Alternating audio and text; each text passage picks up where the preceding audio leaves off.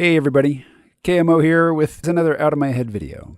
In yesterday's video, I introduced a few core concepts from the early pages of the book The Age of Surveillance Capitalism, The Fight for the Human Future at the New Frontier of Power by Shoshana Zuboff.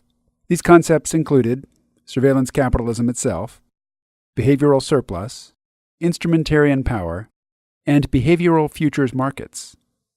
This video will introduce three more concepts. 1. The division of learning.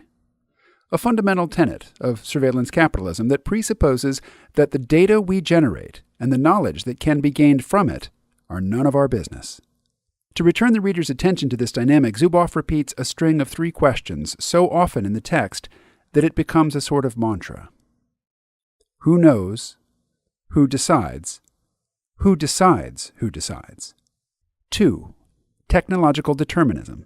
This is the notion that because social media, ubiquitous mobile computing, and deep learning arose in the context of free market capitalism, that surveillance capitalism is the only plausible version of information capitalism. In other words, big data plus deep learning plus capitalism means there is no alternative to the current way of doing things. This leads to 3. Psychic numbing. A feeling of learned helplessness, and the habit of engaging in avoidance strategies, rather than confront our own participation in surveillance capitalism. In this video, I'm going to take advantage of the popular highlights feature of Amazon Kindle to illustrate these concepts. I'm an inveterate highlighter, both with physical books that I own and in ebooks, and my highlights from the first couple of chapters swamp the popular highlights.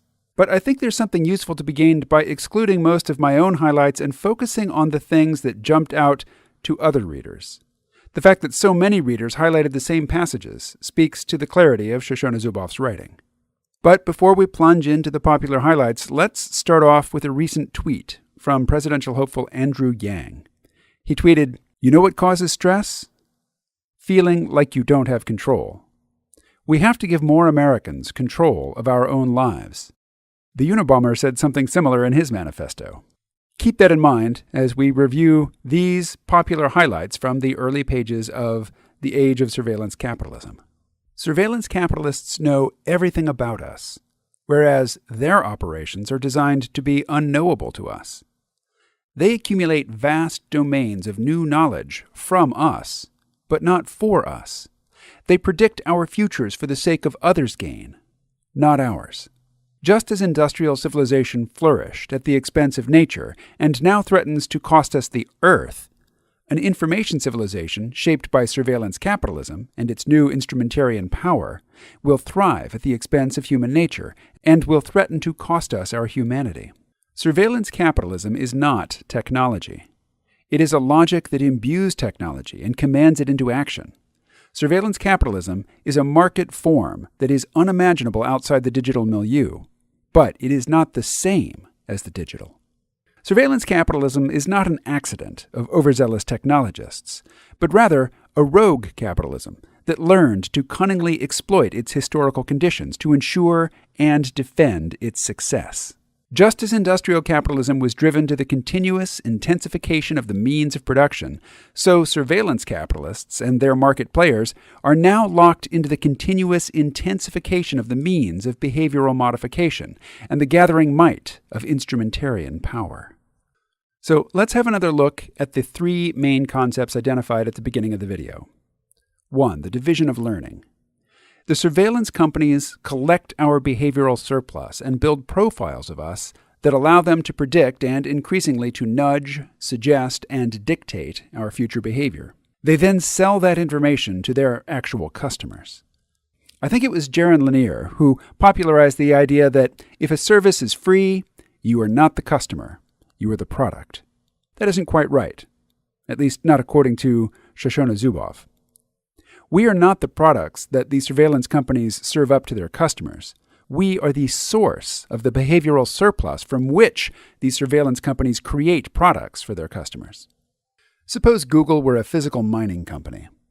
They refine ore to get the purified metals that they sell to their customers. In this metaphor, we are not the refined metal, nor even the raw ore. We are the mountaintop that gets blown to pieces and soaked in toxins in order to separate metal from rock. 2. Technological determinism.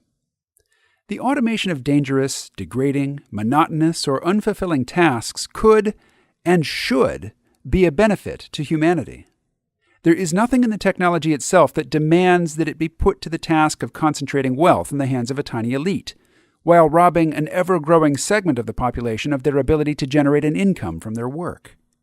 The technology alone doesn't force our civilization down the path of surveillance capitalism. It is a particular economic logic that drives the tech companies to, quote, move fast and break things, close quote. It is the acquiescence and shallow understanding of our elected representatives, along with the furtive approval and assistance from unelected deep state players that allow the tech companies to deliberately disrupt the established means by which people work and earn their livings. This leads to 3. Psychic numbing. Big data and deep learning don't force the tech companies to become surveillance companies, but they would like us to think that they do, because that belief fosters a sense of powerlessness and resignation, because we don't have any expectation that we have the means to resist the relentless transformation of our lives into behavioral surplus that allows the tech giants to predict, influence, and control our behavior. We reach for excuses, both for digital exploitation and for our failure to take a stand. To justify our compliance, we reach for bromides like, I'm not doing anything wrong, so I don't have anything to fear. To close, I want to share 2 of my own highlights from the book. The evidence of our psychic numbing is that only a few decades ago, U.S. society denounced mass behavior modification techniques as unacceptable threats to individual autonomy and the democratic order. Today, the same practices meet little resistance or even discussion as they are routinely and pervasively deployed in the march toward surveillance revenues. The tendency toward psychic numbing is increased when we regard the critical issues examined here as just so many abstractions attached to technical and economic forces beyond our reach. Everything I've shared so far from Professor Zuboff's book comes from the first 24 pages of a nearly 700-page book. I could continue this process of sharing and unpacking highlighted passages from this book every day for the next year and never run out of material. I will certainly return to the Age of Surveillance Capitalism in future videos, but for now, it's time to move on to the next book in this makeshift series. The Big Nine: How the Tech Titans and Their Thinking Machines Could Warp Humanity by Amy Webb. Look for that on Saturday. Tomorrow is Friday, so I will be recording a powwow with Colin and possibly talking about the newest episodes of The Orville and Star Trek Discovery. Thanks for watching, and I will talk to you again tomorrow.